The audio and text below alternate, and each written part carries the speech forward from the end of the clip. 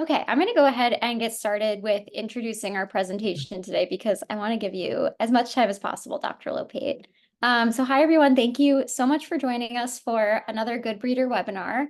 We are going to be presenting today on managing a stellar stud dog middle through senior years with our guest, Dr. Cheryl Lopate, who is returning to join us again for part 2 of this presentation. So just sharing a quick overview of what we're going to be focusing on today. So starting at middle age, around 5 years old, stud dogs may begin to have health concerns that can impact their breeding soundness. Physical health can also affect a stud dog's libido, and part 2 is going to focus on how to effectively manage the breeding of an aging stud dog. So I know we focused a lot in part 1 of the beginning of life of a stud dog, so this is going to be a follow-up to that.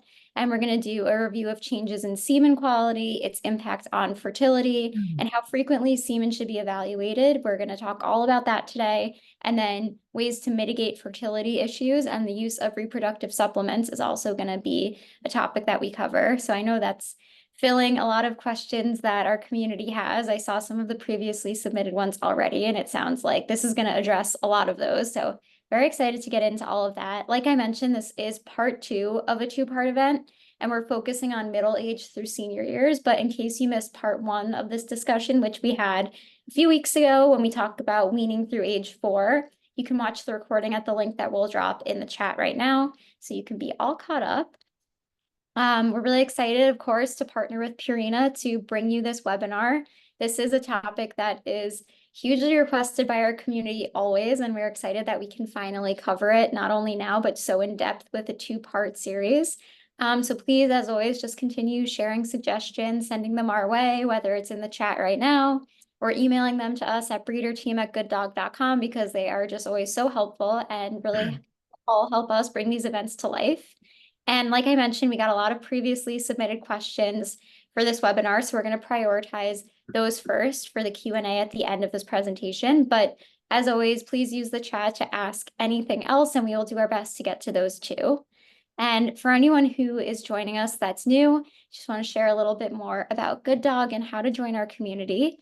Good Dog is on a mission to build a better world for our dogs and the people who love them by advocating for dog breeders like yourselves, educating the public, and promoting canine health and responsible dog ownership through events just like this.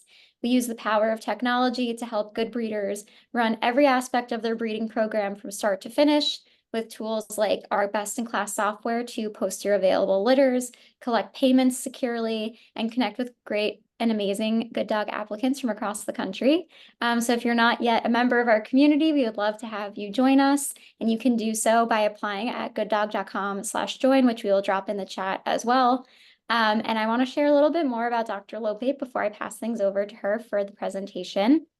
Dr. Lopate completed a master's degree in reproductive physiology and her veterinary degree at The Ohio State University. After residency in comparative theriogenology at Purdue University, Dr. Lopate became a diplomat of the American College of Theriogenologists. She continued at Purdue as a clinical instructor for 2.5 years. During this time, she spent 6 months on sabbatical in Queensland, Australia, working at an equine and small animal referral practice. Dr. Lopate opened her Reproductive Revolutions referral practice in Portland, Oregon in 2003 and merged the practice with a general companion animal practice in 2011. She has a special interest in ultrasonography during pregnancy, high-risk pregnancy, and male infertility. Dr. Lopate lives on a hobby farm with a Pembroke Welsh Corgi and an Australian Shepherd, a small flock of sheep for dogs to herd, a Cleveland Bay gelding, 2 donkeys, and a barn cat. I think that would make the most amazing children's book plot, just all of those animals. But that's an aside maybe for another time.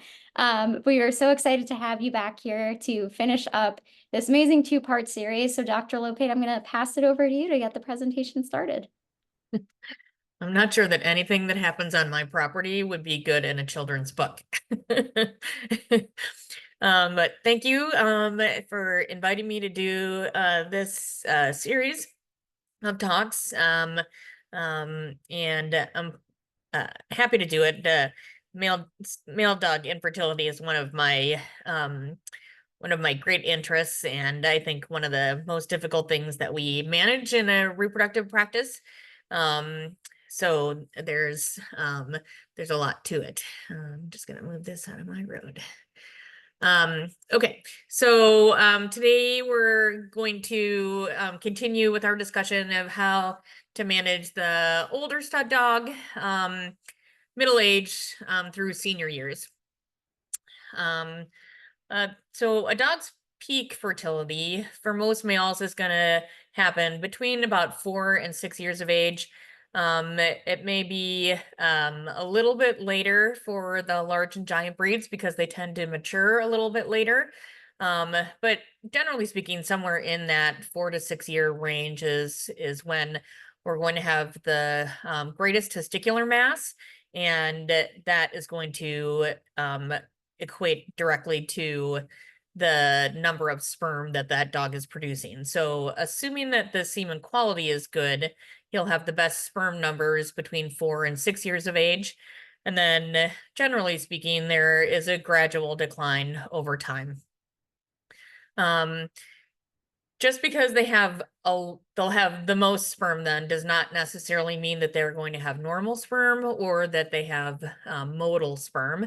But it really is just talking about the peak of their total sperm numbers, which is based on the density or the grams mass of the testicles. The larger the testicle, the greater the number of sperm.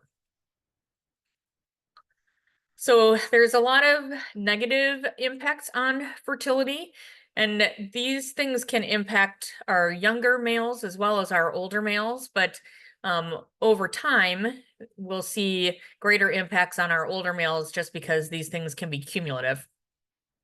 So heat, which is one of the most common negative factors affecting fertility, can be environmental. So just the temperature outside, how much time the dog is spending outside versus how much time he's spending air conditioned. And then what the impact of their coat type is on that. So a short coated dog in 90 degrees is not going to be near as hot as a double coated long haired breed in 90 degrees. That especially if their coat color is black. So those dogs are going to be significantly warmer. And so those are things to think about. If you have dogs that are heavy coated breeds and it's in the middle of the summertime, trying to keep them out of the heat and in a cool environment is going to help them maintain a better body temperature, and indirectly that makes their scrotal temperature better. And then we have direct heat, which probably in our show dogs is impacted most by grooming. So we bathe our dogs, and then the coated breeds are going to get blown out, and they may have a heater directed at them. And if they happen to be sitting with their hind end towards the cage door, then the heat may be directed directly at their testicles. Or if they're in a metal cage, that metal cage may translate that heat to the scrotum. So things to think about, especially in coated breeds when you're blowing them out, is to not get them too warm, or try to make sure that they can't get their hind end towards the dryer. Any type of illness can negatively impact fertility, whether it's something with a fever or it's a type of metabolic disease causing chronic stress, to an endocrine disease like Addison's or Cushing's disease, diabetes. Any of those things will negatively impact on the dog's fertility. Chronic stress is one of those things that can definitely have a long-term and slow but steady negative effect on fertility. Cortisol, which is the stress hormone, when it is released in a pulsatile manner in response to stress. So if they have an event that is stressful, they may have a surge of cortisol, and then it's going to go back to baseline. But dogs that are under chronic stress, they have constant pulses of cortisol, and those pulses of cortisol affect their other the other hormones, the testicular hormones and the gonadotropins. So dogs that live in large kennel situations where there's lots of barking and interaction, dogs are in kennels a great part of their day. those dogs are going to have stress. Dogs that are out on the show circuit, even though they may be enjoying being out on the show circuit, it's still a stress to change locations all the time, to meet and greet new dogs, to be moved from one facility to another facility to another facility. So these things will definitely act as chronic stressors on dogs. And then our working dogs that are herding dogs and our police dogs are under a tremendous degree of stress while they're working. And so these things will over time negatively impact their fertility. We have nutritional stressors, and that can be either too much nutrition, which ends up in obesity and then causes scrotal insulation, or dogs that are working hard and are having trouble maintaining their body condition, even though they're being fed a lot of high quality food. If they're in negative energy balance, a lot of the time they will have less nutrients for the seminiferous epithelium of the testicle. In the testicles where the germ cells are growing. And then there can be any type of nutritional stress or toxin from phytoestrogens or endocrine imbalancers, which we'll talk about a little bit later here in this talk. So these types of nutritional stress can definitely impact the the quality of the semen. We have toxins, which can be environmental or ingested toxins, and some of them may be purposeful toxins in the form of supplements. And while we don't think of supplements necessarily as toxins, a lot of the supplements are touted for helping reproduction, are actually reproductive toxins. Like there are a few brands out there that have cottonseed meal as the #1 ingredient. Cottonseed meal is a known toxin for sperm production, and there are some supplements out there that are for stud dog to improve stud dog fertility that have cottonseed as the first ingredient. So you're thinking that you're helping your dog by giving him this reproduction supplement, but you're actually feeding him a sperm toxin. And then there's aerosolized toxins. They may be pesticides that are being sprayed in your area.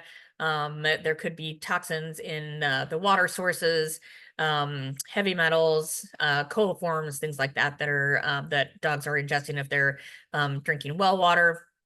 That can all affect fertility. And then aging itself is a negative impact on fertility. So we just know that degeneration of the epithelium in the testicle in terms of sperm production starts to not function as well as dogs age. And so we start to see problems with local hormonal environment, as well as the nurse cells that are there to help the sperm develop. All right, so how often should we be looking at our male dogs?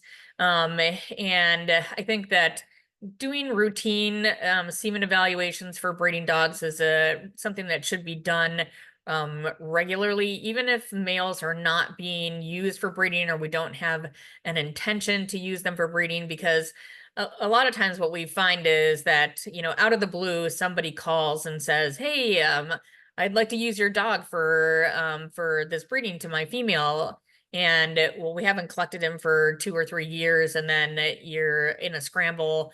Oh, let's get him collected, see if he looks okay. And then we find out, oh, he doesn't actually look okay. And if we had been checking them frequently and regularly, we might have picked up on the drop in fertility and have been in front of the treatment of it, rather than trying to backpedal and then try to use a subfertile male to accomplish a breeding. So I think as a minimum, dogs should have a semen evaluation done at least once a year. That should include a physical exam and a prostate exam for any dog over 4 years of age. we'll talk about the prostate exam a bit later, so I'm not going to get into a lot of detail here. But we start to see prostate disease with regularity between 4 and 5 years of age. And so we really should be evaluating dogs starting at 4 years to determine if they have any evidence of prostate disease. If we have dogs that are getting used more frequently, then they should have more frequent semen evaluations. Semen quality can change on a dime. I've seen dogs where we did a collection at the start of a heat cycle for a bitch, and we had, 70% normal sperm. And then 2 weeks later, when that bitch is ready to be bred, we have 40% normal sperm. So in 2 weeks' time, some insult that happened to that dog 6 weeks previously is just starting to show up in the spermiogram or in the evaluation that we're doing. So if dogs are being used infrequently, then minimally they should be checked as soon as you know that that bitch is in season. And especially for my older males, I really like to check them once the bitch is in heat, just because we know that semen quality can change so rapidly. And one of the things we'll talk about later is proximal droplets, and we can see a change in proximal droplets over just a few weeks' time. And so in an older male, I don't like to check them, 2 months before the breeding and then assume that they're still going to look just the same in 2 months, because that's not always a very good assumption. Brucellosis testing should be done at a minimum annually, even in males that are not being bred, because they can have exposure to brucellosis by aerosol contact. And that actually happens as much or maybe more than venereal transmission does. So at least annually, minimally for dogs that are getting used frequently, every 2 months, because most of the tests that we use are screening tests. And so they're designed to pick up any possible positive. And so we have some false positives with these tests that require confirmatory testing. But we should minimally be testing with screening tests every 2 months. And if they're not getting used, if they're getting used more than once a year, but not more than a few times, then we should be checking them no more than every 2 months between breeding. So if I checked him in January, I shouldn't need to check him again until March. That's the next time that a screening test is going to come positive if he had an exposure at the time of the breeding. So no more than every 2 months or just prior to a breeding if the dogs are not getting used frequently. So things that we should expect to happen in every single dog as they get older. We should expect that almost 100% of dogs are going to have prostate disease. Almost all dogs are going to have some degree of testicular degeneration. And most dogs, not all, but most, are going to have some type of mobility issue that may impact their ability to particularly breed naturally. May not affect artificial insemination, but may affect natural breeding. So things that and we're going to talk about all of those things here as we go on. So ways that we can mitigate fertility issues. So we have a dog that's older, that maybe doesn't have the greatest quality semen. What can we do to help manage those breedings to be more successful? So the first thing is to use good ovulation timing. This means an accurate form of progesterone testing. And for the most part, there are a few in-house machines that we consider to be accurate, but there are many that we don't consider to be very accurate. So making sure that if we're using ovulation timing, that we're using a format that we believe indicates when ovulation happens with a degree of accuracy. And this becomes more and more important the greater the fertility problem that the male has. So if you have a young dog and we're off by 48 hours on when we think ovulation began, that sperm is going to live for a long time in the bitch's trachea. It's probably not going to be a problem for him.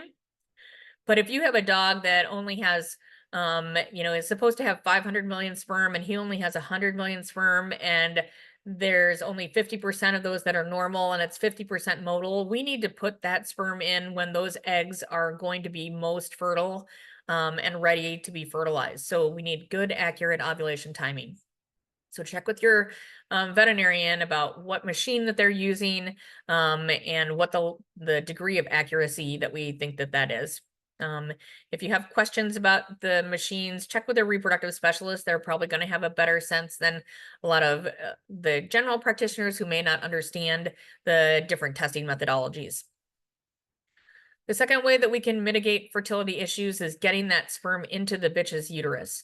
And that is going to be using either transcervical insemination or surgical insemination if your veterinarian doesn't do transcervicals. And it has become very clear that we get better pregnancy rates with transcervical insemination than we do with surgical for any type of semen that we're using, fresh, chilled, or frozen. As long as your veterinarian is qualified and trained to do transcervical insemination. So our pregnancy rates are anywhere from 15 to 20% higher with TCI. So the shift has been to for more and more practices and veterinarians to use transcervical insemination. And I think you should feel comfortable doing that when your veterinarian recommends it. But we want to get that sperm into the uterus. And natural breedings, while theoretically we believe that's a sort of intrauterine insemination, it really depends on the length of the tie and the amount of prostatic fluid that dog produces during the tie, whether the sperm are going to all get forced up out of the vaginal canal and into the uterus. So if we have a dog that has prostate disease and that prostatic fluid is bloody, then that may not be the best environment for those sperm to be suspended in, getting pushed up into the uterus. So in an older male, doing a natural breeding may not be the best choice, and that's a discussion to have with your veterinarian. With dogs that we have low sperm numbers or poor quality semen, we want to try to minimize the number of breedings so that we maximize the number of sperm for each breeding. And what I mean by that is we don't want to breed a dog that has a fertility problem 5 days in a row, because by the third day, he has no sperm left.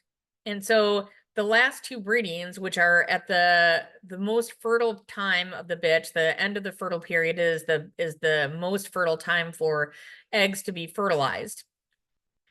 If we've already depleted all of his sperm stores by the time those last two breedings come about, then we are not maximizing his fertility.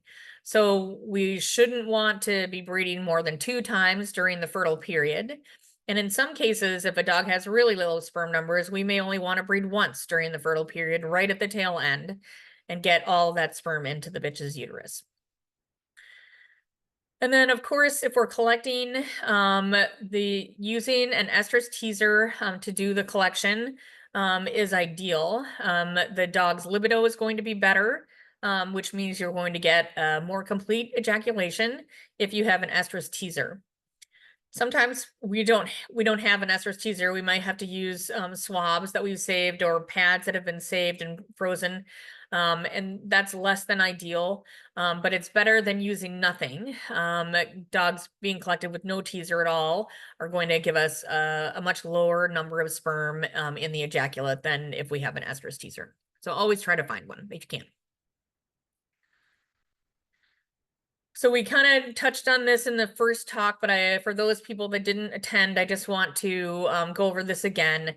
So in terms of supplements to facilitate or improve sperm quality, the supplements, there are no supplements that have been tested in dogs. We don't have any studies showing that any of these impact semen quality in dogs, but we have studies in multiple other species: swine, stallions, humans, bulls, that show that we will improve motility and morphology by supplementing these 5 supplements. And so really, I think that these are the 5 supplements that you should be concentrating on if you have a dog that has a fertility problem, and not the supplement that is out there that is, you know, designated as the one for stud dogs, or the one that's going to help improve semen quality. If it doesn't contain these things, then it's just somebody saying, well, I think this is going to help his sperm quality, but not having anything to back it up. So omega-3 fatty acid supplements have been shown to improve both motility and morphology. We want to always be sure that they are both mercury-free and xylitol-free. Human fish oil is required to have mercury status on the label because mercury is embryotoxic. And so fish oil supplements are very commonly used in humans and women. And so the government requires mercury status. So the veterinary formulations may or may not be tested, but if you have a veterinary formulation and it's not written on the label, it has not been tested, because any company that is going to spend the money to test for mercury is going to put that on their label. And then in humans, the fish oil has that, you know, gives people that kind of that funny aftertaste. And so there's a lot of xylitol that's been added to it now to improve the flavoring. So just be sure if you're using a human brand that it does not have xylitol in it, because xylitol is liver toxic for dogs. And then a glucosamine supplement has been shown again to improve motility and morphology in multiple other species. DHA, which is found in the Purina muscle, and it has been shown to improve morphology. And when we're giving a DHA supplement, if it is in the form of Purina muscle, you want to be sure that they are arsenic free. So there are some mussels raised in some parts of the ocean where there is a lot of arsenic in the water, and arsenic is sperm toxic. So we just want to be sure that if we're giving them a supplement, that we're not feeding them a toxin at the same time. Vitamin E, zinc, and L-carnitine have all been shown to help with the environment in the testicle, sperm membrane integrity, and free radical scavenging. So kind of picking up the toxins that reside in the cellular environment. And so these 6 supplements that are listed here are the ones that you should concentrate on if your dog is having a fertility problem. Things that we don't want to feed. There's a very, very long list of estrogenic foods, almost all either grains, fruits, or vegetables. And so lots of things that we think of as healthy foods may also contain phytoestrogens, and we want to avoid those. We want to avoid any non-esterified oils, such as flax, which is probably the most common one that's fed to dogs as a coat supplement. So we want to, if we have a dog that's having a fertility problem, you don't want them to be getting those types of phytoestrogens. Any type of pituitary extract, and there's a group of supplements that are made by Standard Process, which are perfectly fine supplements, but they are made of pituitary extract. And for our breeding animals, we don't really know what the impact on the gonadotropins, so the hormones that come from the brain, are by giving these supplements. So they're not ones that I recommend having our breeding males on, or our pregnant bitches. And then, you know, just that, again, that word of caution, just because the supplement has the word stud in it, or fertile or sperm, does not mean that it's necessarily good for that purpose. So always, if you're going to use a supplement, check with a reproductive specialist. And I do encourage you to find a reproductive specialist rather than a general practitioner who's interested in reproduction, because the training that the specialists get in terms of these nutritional toxins is different than what a lot of general practitioners have. And that's not to say that there are not general practitioners out there that know which supplements are good and which are bad. But in general, if you're going to add a new supplement to your dog's regimen, best to check with a reproductive specialist. I always caution people about using herbal supplements that have multiple ingredients. Each ingredient by itself may be safe, but in combination, there's usually no testing. And so it becomes a little bit more concerning when we have a dog that has a fertility problem and they're getting a multiple herbal supplement. We don't know what the impact might be, and there's really no way to kind of discern those things. And just remembering again that there's no FDA monitoring or guidance on supplements at all. So nobody does any quality control on companies that produce supplements. They can say what they want to say, they can produce what they want to produce. And as long as it's not causing an overt health problem that somebody reports, that supplement's going to be out there. All right. So now we're going to kind of get into the nitty-gritty of it. Changes in the spermiogram, or what semen looks like. So as dogs age, we expect that sperm numbers are going to decline, generally speaking, and that is probably true of almost all dogs.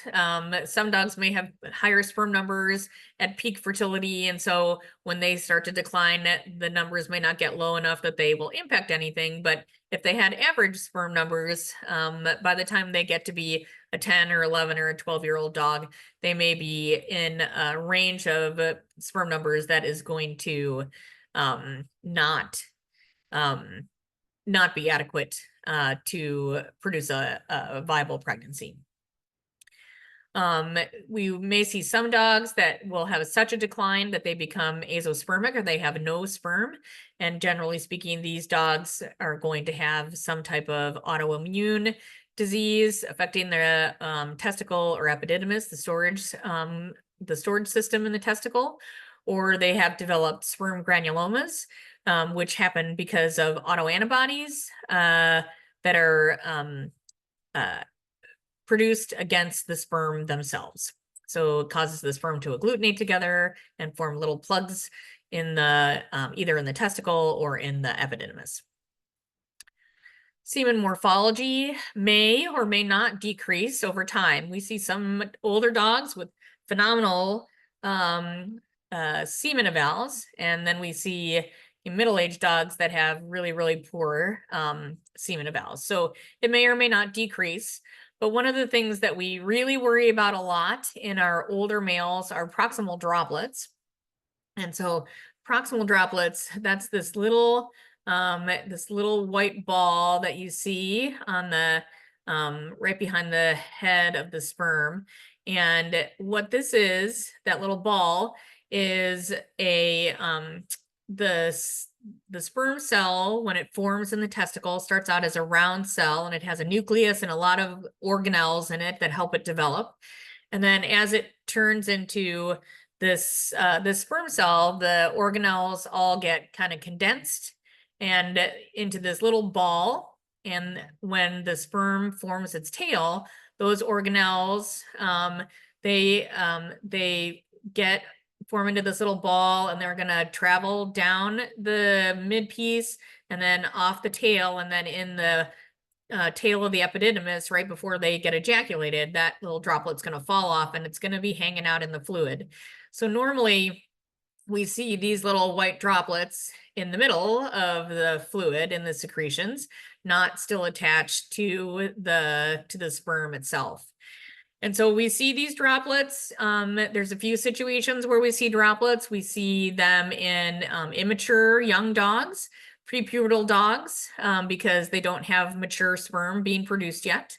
We see them in dogs that are being overused because they're kicking out sperm faster than the storage time that is supposed to happen. So they're supposed to have 13 days in the epididymis if you're breeding a dog a lot, and he's used up all of his sperm, then the sperm were just kind of flying through that epididymis faster than that 13 days and that droplet doesn't have time to fall off, in those situations, we don't think that there's any effect on fertility.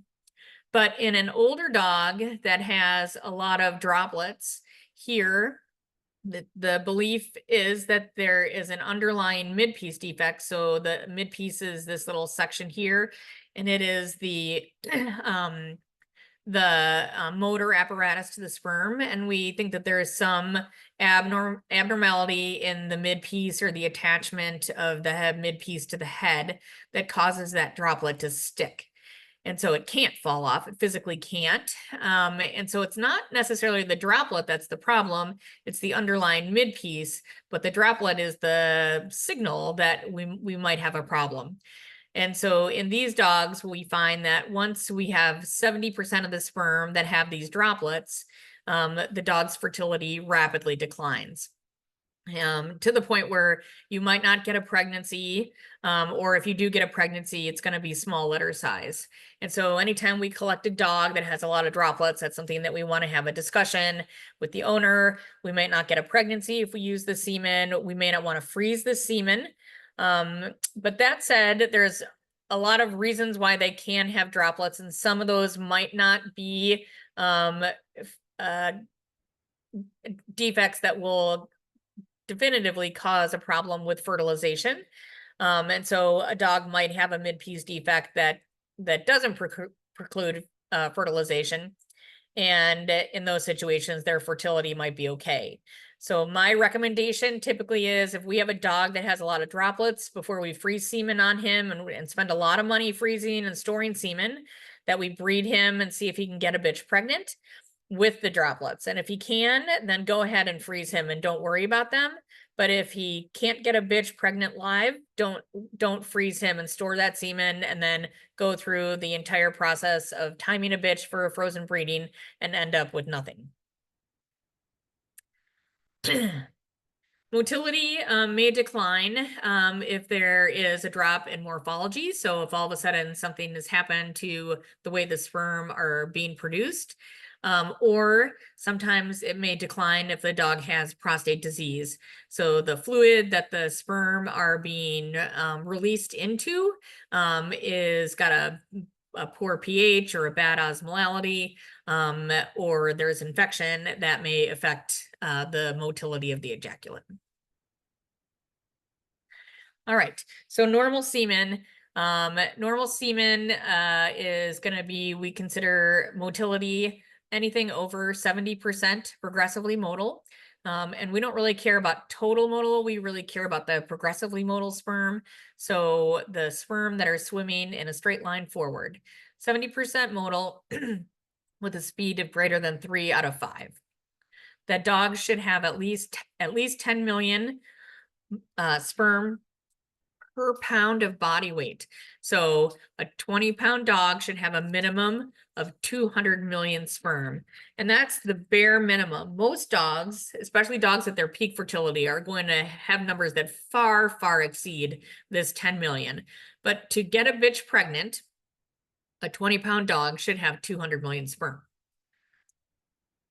The morphology should be at least 70% normal. And I think one of the things that we see a lot when we get semen evaluations is morphology evaluations where there's 98% normal sperm, 99% normal sperm, even 95% normal sperm. These types of ejaculates, they just really don't exist. And it just means that we're probably missing defects when we're doing the evaluation. So the reason that there are 1 billion sperm and 12 eggs is because a lot of the sperm get lost in the process of transport, and a lot of the sperm are abnormal. So there's nothing wrong with having a dog that has 78% or 72% normal sperm. A lot of my clients will come in and we'll give them a semen eval and we'll tell them, oh, he's 74% normal, and they will be distraught because he's always had 95% normal sperm when he's been collected before. And I tell people 74% normal is a good ejaculate. We should not be upset about that. And he probably never had 98% normal sperm. They just weren't looking for the defects properly. So, And then daily sperm output. So how much sperm can a dog produce when he's being used every single day long term is not the same as the total number of sperm in the ejaculate. So a lot of times we'll collect a dog that hasn't been collected for a year, or he's never been collected before, and we get that first ejaculate, and they'll be, you know, let's say there'll be 2 billion sperm, right? And it's a way larger number than we would ever expect for a dog of that size. Say he's a 40-pound dog and he gives us 2 billion sperm on that first collection. And then and then you collect him again in 2 weeks and he gives you 400 million sperm. And you think, oh gosh, what happened? Something must have happened in the last 2 weeks. But that's just because he has not been emptying the storage tubules out on a regular basis. He's not emptying a lot of sperm on a daily basis. And so that first ejaculate that you get has all of that sperm that has been sitting in the epididymis for a really long time. And then the next collection is a much more realistic number for him. So always be aware that for that first collection, you may get a lot more sperm than what you will get when you collect him more frequently. So when we're doing our semen evaluations, we want to be sure we get a full semen evaluation with a stained morphology. We want to be sure that that the person doing the evaluation has been properly trained to do an accurate evaluation. And then motility. Motility should be assessed to look for individual sperm motility. And this means generally that we need to dilute the semen. Most semen, assuming that we're not collecting large volumes, because most of the time when we collect semen, we kind of discard fraction 1. We collect the sperm-rich fraction, and then as soon as that is done, that's when we stop collecting. So we don't collect a lot of prostatic fluid, and so our volumes are not very high. And so we have pretty dense samples, and we need to be able to look at the individual sperm as they are moving. There's different methods to look at motility. We can look at bright field. So here you can kind of see the sperm, or when we use bright field, not quite as visible. When we use phase contrast, it kind of highlights the sperm with a kind of a bright field behind them. So it makes looking at those individual sperm a little bit easier. And then with differential interference contrast, again, these sperm are highlighted in a little bit better format to evaluate motility. You can do also your morphology slides using DIC. If you can you have to kill the sperm first and then look at it with DIC. And some people will do that. And that's not necessarily a stained morphology, but an accurate way to do morphology, as long as you are physically killing the sperm first and then looking at individual sperm under high power. So morphology should be done with a stain that is going to detect most of the major abnormalities. And so in veterinary medicine, we use eosin nigrosin most. That's this stain down here. It gives this purple background.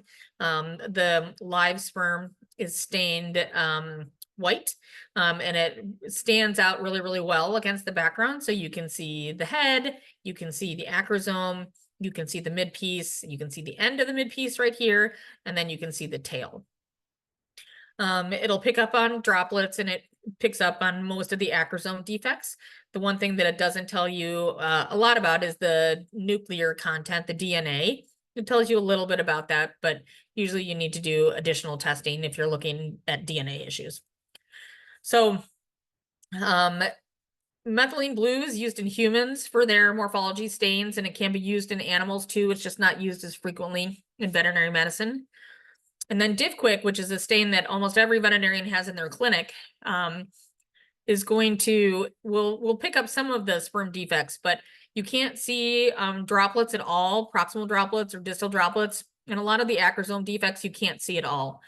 And so a lot of times you'll have a very motile population of sperm and it looks good, but they have proximal droplets. And if you stain them with DivQuick, then the evaluation says that the sperm were normal, but the bitch didn't get pregnant. And so we don't know why. And sometimes that's just because of the staining technique. All right, so so issues with fertility. So these are the types of problems that we can see just in basic groups, and then the areas that we want to look at.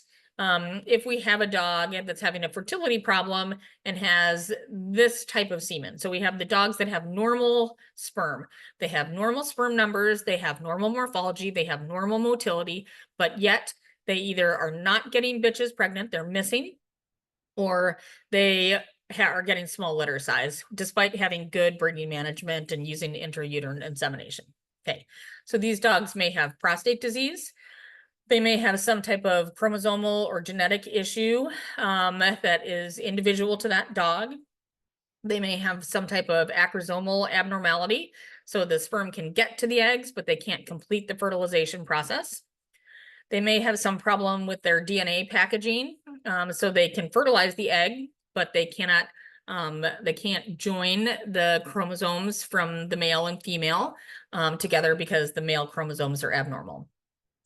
And then there's breeding management. So we're simply not breeding these dogs at the right time, or the machine that we're using is not accurate. We're not interpreting our numbers properly. We're not using breeding management. We're just breeding the dogs based on receptive behavior, and we're missing for those reasons. Then we have our dogs that have low motility. This is called asthenosospermia. And with these dogs, we need to look at the prostate. They could have prostate disease.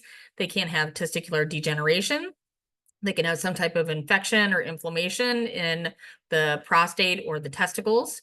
They may have exposure to some drug or toxin. They may have a thermal injury or insult. They could have cancer. They can have ciliary dyskinesia. This is a problem of the cilia or the tails not functioning properly.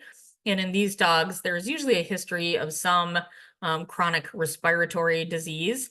So they get chronic pneumonias. We've had a lot of problems with respiratory disease or rhinitis, sinus infections. And then we do a semen evaluation on them. We find that their sperm are immotile as well. It can be due to poor handling, so some type of contamination that we have from the point where we collected the dog. There's something on his coat that got into our sleeve and contaminated our sample, something on our equipment that we're using. We're not using a slide warmer, those types of things. And then there's fucosidosis, which is a genetic condition where the sugars are not metabolized properly, and so the sperm don't have the energy to move. So then the next category of fertility issues are dogs with low morphology. And this is called pteridozospermia. And these dogs, we want to investigate their prostates. We want to check them for testicular degeneration, signs of infection or inflammation, exposure to drugs or toxins, thermal injury or overheating, cancer. Dogs that have not been collected in a long time may have abnormal sperm just because they've been sitting in the epididymis too long. Overuse, and so these guys will have more droplets. And then again, this fucosidosis where we have this improper sugar usage and it causes bent and coiled tails. And then we have dogs with low sperm numbers. It's called oligospermia.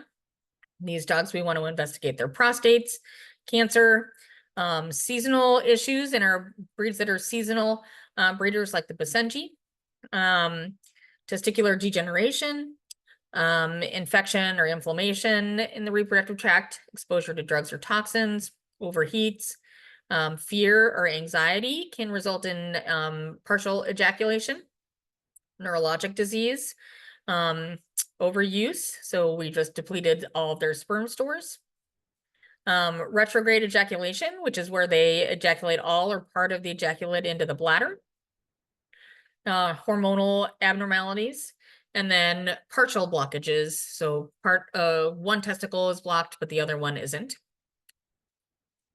And then we have dogs with no sperm. They're called azoospermic.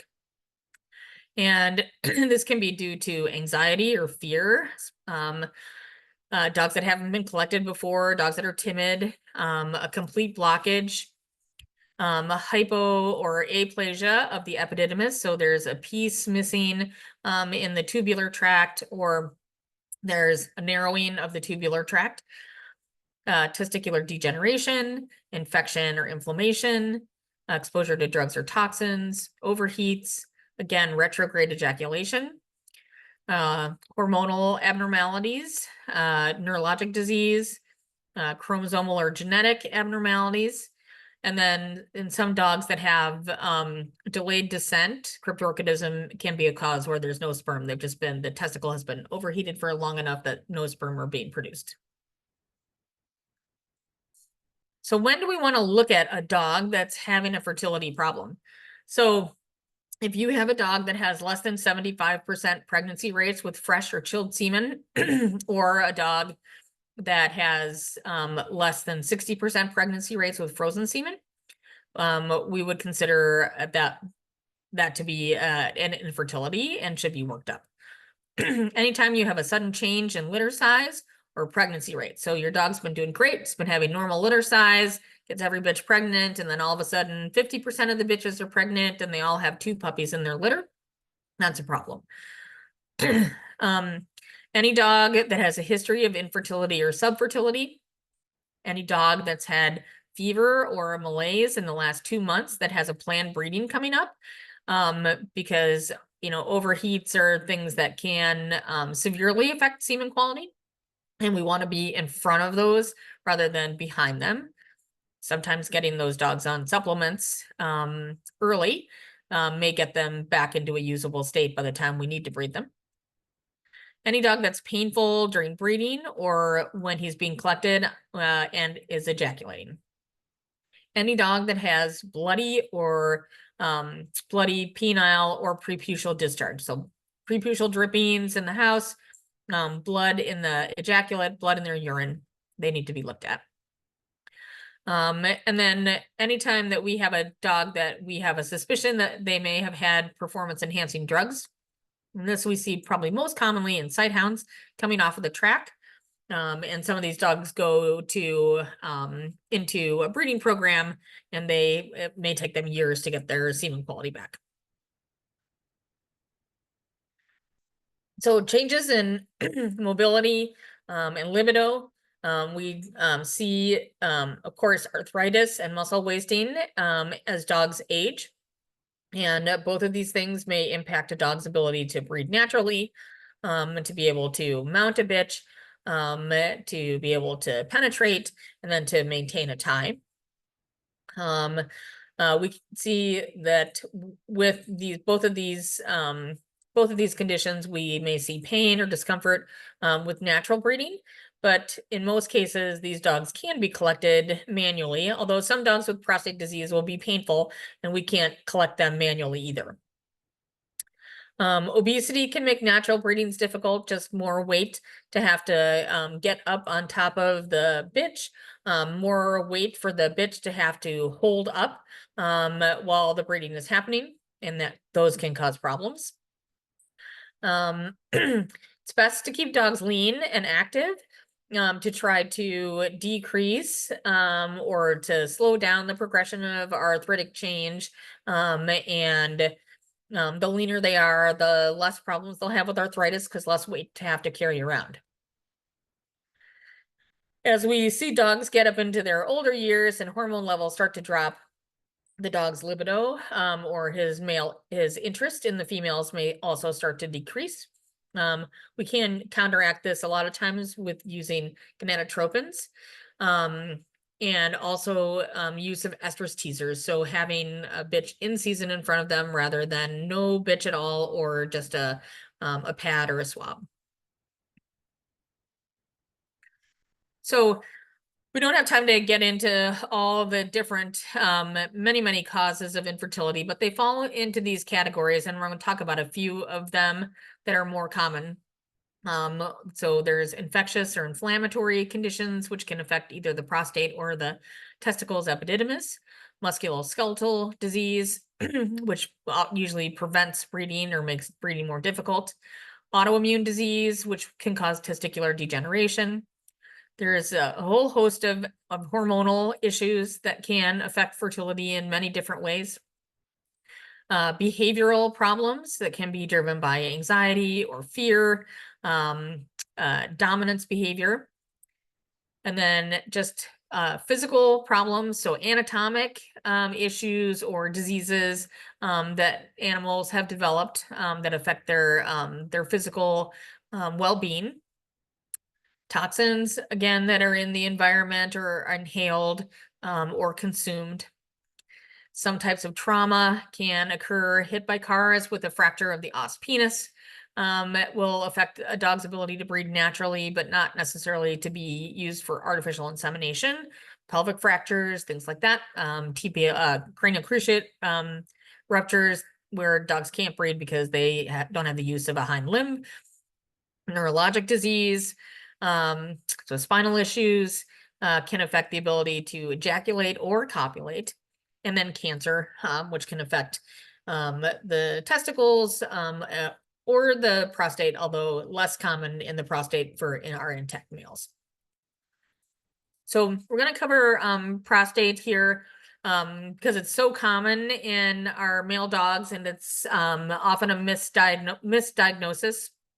Benign prostatic hyperplasia, there's 4 conditions that we see in the prostate. Benign prostatic hyperplasia is the most common. And then we have prostatitis, which can be acute or chronic.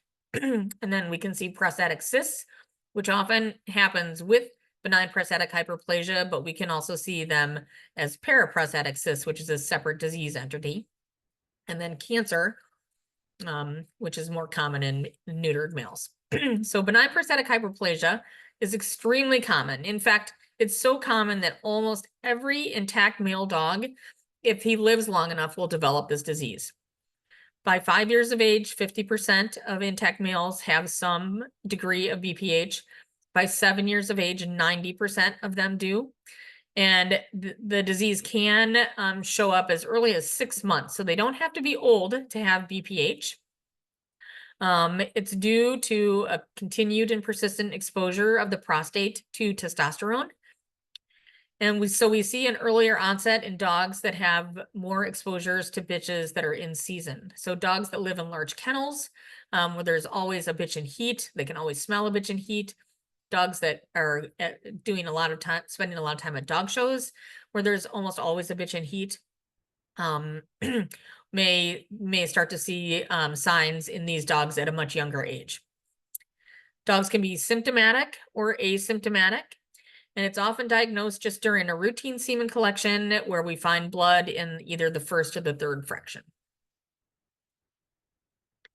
So with benign prostatic hyperplasia, we have a symmetrical enlargement of the prostate. It's typically non-painful. It may cause some problems if the prostate is large enough with the dog's ability to urinate, and it may cause flattening of their stools because the prostate kind of bulges up into the pelvic canal and the stool gets flattened out as it passes over the prostate. We can see either bloody drippings or blood in the ejaculate, like in this picture here, where we see fresh blood. And we can also see digested blood, which is more of a brown color or a port wine color if there is some fresh and digested blood mixed together. Benign prostatic hyperplasia is not an infection of the prostate. And typically when they have BPH, they do not have prostatitis as well, although it can predispose dogs to develop prostatitis. We can see retention cysts, which are little lakes of fluid in the prostate, little cysts where the glands get kind of choked off because of the pressure of the tissue around it. And so they can't empty. And these little cystic areas may predispose dogs to infection and abscessation. And so this is the typical look of the dog with BPH. Prostate gland here. This is a sagittal section of the prostate gland. And so we see this very, very bright white echo texture to the prostate, and it's a very classical appearance. Dogs that have BPH will have pH alterations in the ejaculate and blood. And both of these things can reduce sperm longevity. So how well a dog is going to ship chilled, how long it's going to, how well it will do for a freeze. So dogs with blood in the ejaculate don't tend to freeze as well. And dogs with abnormal pH don't freeze as well. And it may affect the morphology of the semen too, causing mid-piece and tail defects because of changes in the osmolality of the ejaculate. These dogs are at increased risk for developing prostatitis and prostatic abscessation because they have retention cysts. And so we want to address benign prostatic hyperplasia when it starts and treat them for it as long as they're intact. And this means that all dogs that are 5 years old or older need to be screened with ultrasound. It's very, very difficult to diagnose benign prostatic hyperplasia on a rectal exam because the prostate is typically out of our reach, a finger's reach by its location in the pelvis. The only dogs that we can generally palpate the entire prostate are the toy breeds. And in those dogs, sometimes when they have BPH, you can't palpate the entire prostate. So you can't get to the cranial edge. And so if you're putting your hand in the rectum here and you're feeling this little back edge of the prostate and you're like, oh, well, this feels like it's the normal height, you have no idea how far forward that prostate extends without ultrasounding that dog. So you should not trust a digital rectal exam to determine whether your dog has prostate disease or not. You need an ultrasound. Dogs should be treated even if they're asymptomatic. The most common treatment that we use is finasteride. It is a hormone inhibitor. It blocks the conversion of testosterone to its active metabolite in the prostate gland. So it doesn't change the dog's circulating testosterone. It doesn't change his testosterone levels in his testicle, only in the prostate gland. And so it's a very focused treatment. And dogs should be treated as long as they're intact. So just because the bloody dripping stopped does not mean that you stop using the medication. You need to continue on that medication until the dog is neutered. If he's never neutered, he's on it for life. Sometimes we'll use a drug called megestrol acetate if we have a dog that has a really, really big prostate and he's having trouble urinating or defecating, and we want to try to get the size of the prostate down more quickly. We might use megestrol acetate for a few weeks and then switch them to finasteride once we get their clinical signs under control. Benign prostatic hyperplasia is commonly misdiagnosed as prostatitis. And antibiotics are not indicated unless we have a diagnosis of prostatitis. So that means there's an increase in white blood cells in the ejaculate and there are signs of prostatitis on ultrasound. Blood by itself does not mean that there's infection. Prostatitis is uncommon. It's more common chronic than active, but it's misdiagnosed frequently. And we should, with prostatitis, there should be either pus in the ejaculate, so sperm and white blood cells, neutrophils, or pus in the third fraction, which requires semen collection to determine. And we always want to check for prostatic abscessation when we do our ultrasounds, because if they have BPH and then develop prostatitis and they have retention cysts, the risk of abscessation is higher. We treat prostatitis based on a culture of the third fraction. We need to choose our antibiotics carefully based on the dog's pH, or use a antibiotic that is called a zwitterion, which means it doesn't really care about the pH to be effective. And those are generally like the fluoroquinolines, enrofloxacin, ciprofloxacin, marbofloxacin. We usually treat for a minimum of 4 weeks. And often we need 8 to 12 weeks or longer for chronic prostatitis. Sometimes acute prostatitis don't need to be treated as long, but most chronic prostatitis require long-term treatment. And there's no reason to culture an ejaculate if there's no white blood cells in it. So if you have your dog collected and he has poor semen quality, If there's no increased white blood cells, don't spend the money on a culture, spend the money on a fertility workup. So we can see prostatic cysts, retention cysts. So this is another dog with benign prostatic hyperplasia. This is a transverse view. So one lobe of the prostate here, one lobe of the prostate here. The urethra runs up the middle. And then we see these little small black holes here, here, here, here, that are small retention cysts, or they can be a little bit bigger. Sometimes they join together. Or they can be very, very large. And this is a prostatic abscess here. It's close to the surface of the prostate in a couple of different locations. And there's greater risk that these are going to rupture into the abdomen and cause a life-threatening peritonitis. And then we have paraprostatic cysts where we have the bladder, which is here, this anechoic structure here, black. And then this other structure here that looks like another bladder, but is actually outside the prostate. The prostate is sitting back here. Paraprostatic cysts are not common, but we do see them occasionally. They sometimes put pressure on other organs and they just will be removed surgically if they're problematic.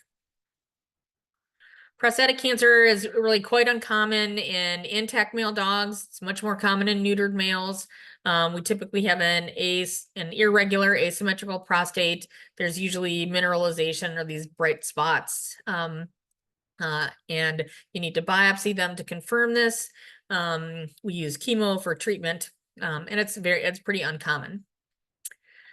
Testicular degeneration is something that we see commonly in older males. It's an aging change, and we see it manifest on ultrasound as these bright areas of mineralization inside the testicle. This structure here is normal. It's called the mediastinum testis. It's part of the collecting system, but all these little dots here, these bright white dots, that's a sign of calcification in the testicle. And if we do a cytology of the testicle, this is typically what we see: a lot of the nurse cells, but no sperm cells. Testicular degeneration can be just a plain aging change, so just a senescent change. It can be caused by autoimmune disease. It can be caused by toxins, which are either environmental or nutritional. And microplastics are kind of the latest area of interest of toxins in the reproductive tract.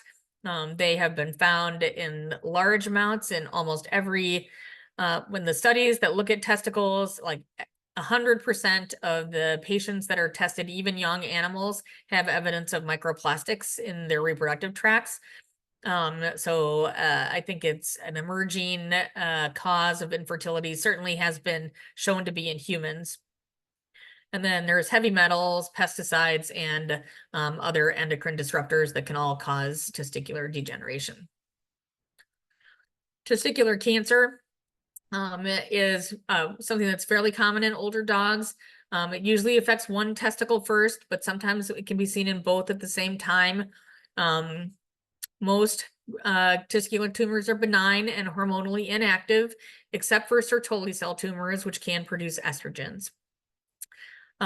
Usually what we see is one testicle enlarges and feels firmer, and the other one gets smaller. I think that it's best for people that have intact male dogs that they check testicles once a month for any changes in size or tone. And if you're seeing anything at all, then get them in to your veterinarian for an evaluation. We typically need to use ultrasound to make a diagnosis. And like in this case here, there's a tumor here on the end of the testicle. And this is a dog that just came in for a fertility exam. He wasn't really having a problem. We just did a semen evaluation. Semen quality was poor. Palpated his testicles. They felt normal, did an ultrasound and found the mass, right? It's very small, so you can't feel it yet.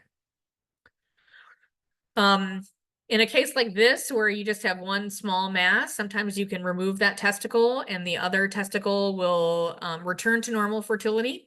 And sometimes even better than what it was producing before. It's called compensatory spermatogenesis, when one testicle overproduces because the other testicle is missing. And so to kind of summarize, I think that probably one of the most important things to remember is that the earlier that we make a diagnosis, the greater the chance that we can successfully treat them. So if you have a dog that is collected for whatever reason by somebody and they tell you that the semen quality is less than ideal, don't waste a lot of time doing things like, well, we'll culture the semen even though there was no white blood cells. Oh, now we're going to treat him with antibiotics for 2 months. Oh, it's still the same. That didn't do anything to fix him. Get to a reproductive specialist for a workup sooner rather than later, because a lot of times we end up seeing these dogs a year or 2 years from when the initial problem was diagnosed, and by that time there's just nothing we can do anymore to turn them around. Whereas if we would have seen them 6 months after the diagnosis was made, we might have been able to effect a positive change. Be sure to keep good records and seek out a specialist if you have pregnancy rates that are dropping, or if you have a male that is not getting bitches pregnant. Avoid fad supplements and try to reduce exposure to toxic substances. And remember that fertility can go from normal to very poor quality in a matter of days to weeks. So stay on top of your routine evaluations so that any concerns with your fertility are picked up as early as possible. And that's the end. I'm ready to field whatever questions we might have. Amazing. I love this visual to end on. So great. Okay, we have a few questions. Some of these might be just kind of like summarizing the larger points of this presentation. So for this first one, someone's wondering, what would you say is the proper age to retire and neuter? I don't think that there is an age to retire or neuter. I think it's going to vary from dog to dog. So we have some dogs that are 15 years old and are still, have great ejaculates and are producing well. We might have to breed them by AI, but they're fine. So I think it just depends on your individual dog, and if his semen quality is, if a dog is not being used for breeding, then I think we should go based on the guidelines that are new guidelines that we have been given for the best age to spay and neuter our pets by the Davis group, and leave them intact until they hit that age and then neuter them. But if they're being used for breeding, I think that as long as their semen quality is good, there's no reason to neuter them because they hit a specific age. Got it. And I think our community is just really curious about your thoughts in general on using older stud dogs, given that they're obviously healthy. Is there an increase in any type of health issues in the resulting puppies? And this is, I guess, related to the previous question, is there an age one should absolutely not use an older stud dog, even if they're healthy? Yeah. Yeah, I mean, I think that as long as semen quality is good, if fertilization failure does not happen, then you would expect that, whatever genetic diseases that dog is going to produce, he's going to be producing those from the time that he's 6 months old until he's, 12 years old. So that's not going to change anything. So it's all really based on what their semen quality is. And I think that once their semen quality is poor, then the risks of prostate disease start to become higher and higher the older they get. I would much rather neuter a dog, that is 7 years old and healthy, that's not being used for breeding, than to wait until he has a prostatic abscess and a peritonitis, or he can't urinate because his prostate is so big. And then he, gets himself into, a renal disease issue because we've, just let him go so long for no reason other than, we just didn't want to do the surgery, or we didn't think about doing the surgery. I think a lot of times those things, especially for male dogs, just get kind of pushed to the side. Oh, well, he's not bothering anybody, so we'll just leave him intact until he has the problem.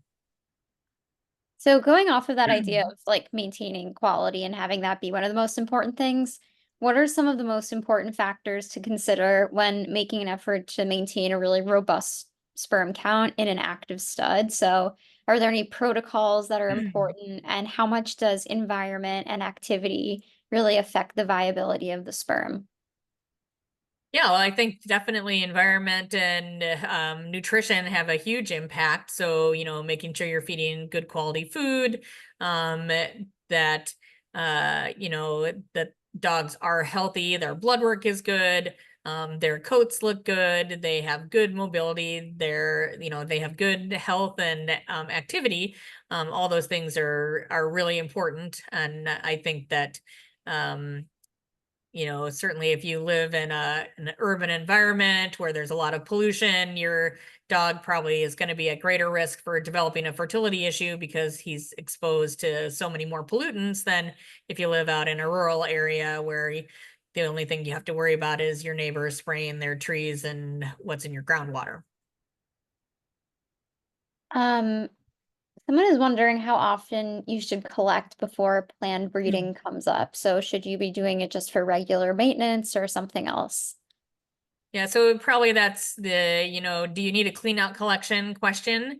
And I think that the vast majority of dogs empty their epididymis on a regular basis. So sperm get pushed up from the epididymis into the vas and then get dropped into the urine on a daily basis. So the most dogs don't really benefit from a clean out collection. Every once in a while, we will have a dog that doesn't seem to empty quite as rapidly as most dogs do, and they will benefit.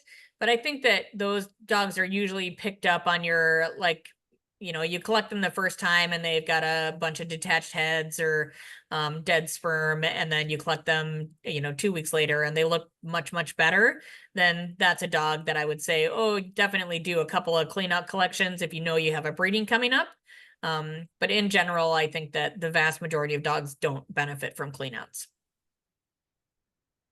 Another question someone is wondering is if you think it's worth doing chilled semen AI with older males. I mean, I think it's worth doing chilled semen for any male as long as the semen quality is good and he chills okay. So I think, yeah, I don't think being an older dog means you can't do chilled semen or frozen semen. Um, but you just need to know that the older they get, the greater the chance that they're going to have some prostate issues. So Mhm. you need to be on top of their prostate health, and be treating them for BPH if they have it, because if they've got blood in the ejaculate, they're not going to chill as well. And so you just need to be on top of their health. But I don't think there's any reason that you can't chill or freeze a 15-year-old dog if his semen quality is good enough to do it. Got it. Okay, I think we have just one more question left. A lot of people in the chat seem to be wondering about supplements. I know that's always just a big topic generally with our community. Are there any supplements you'd recommend in general as a stud dog ages, or like any specific things to keep in mind on that front? Yeah, I think that the 6 supplements that I listed are the supplements that I always recommend. So if I got a dog that maybe has starting to have some deterioration in semen quality, or I want to prevent him from having deterioration in semen quality, those 6 supplements that were provided in the presentation are the ones that I recommend. I find that the vast majority of supplements that my clients bring to me and say, my dog is on this, and when I look at the ingredients, I say, take him off of that. Just because it says it's for a stud dog, does not mean that it's actually for a stud dog. Awesome. I think that was the last question we had, but brings me to the last point I wanted to make, which I forgot to say at the top of this presentation. This whole thing was recorded, so if there is something that you missed throughout the presentation or you just want to watch it again and take more detailed notes, we are going to have this living at the top of our Facebook feed, and then it's also going to be emailed to our community. It's going to live in the Good Breeder Center, so there are lots of ways that you can find the recording in case anyone was anxious or curious about that. We have you covered on that front. But thank you so much for joining us today, Dr. Lopate. This was an awesome presentation. I think our community got so much out of it. And we're just so happy to have you again to finish up this little series. Great, thanks for having me. Of course, and thank you to our community for joining us for another one of these great webinars. We are so excited to keep bringing these to you every single month, which with just such really great canine health experts covering really, really interesting topics that we've never gotten to cover before. And we're just going to keep going with these. So we actually have another one planned already. It's going to be on Wednesday, July 10th at 3 p.m. Eastern, and it's with Dr. Annie Voluska. And we're going to be talking about the science of dog socialization. So shifting gears a little bit from reproduction. So we're really excited for that chat. We're going to get that announced formally and updated a little later today so everyone can register. And we'll be sending out reminders so everyone has it on their calendars. So we're really looking forward to that. But until then, thank you all so much again for being here. Thank you, Dr. Lopate, for such an amazing two-part presentation. And we'll see you at our next webinar, everyone. Thank you. Thanks, Bye, bye. everyone.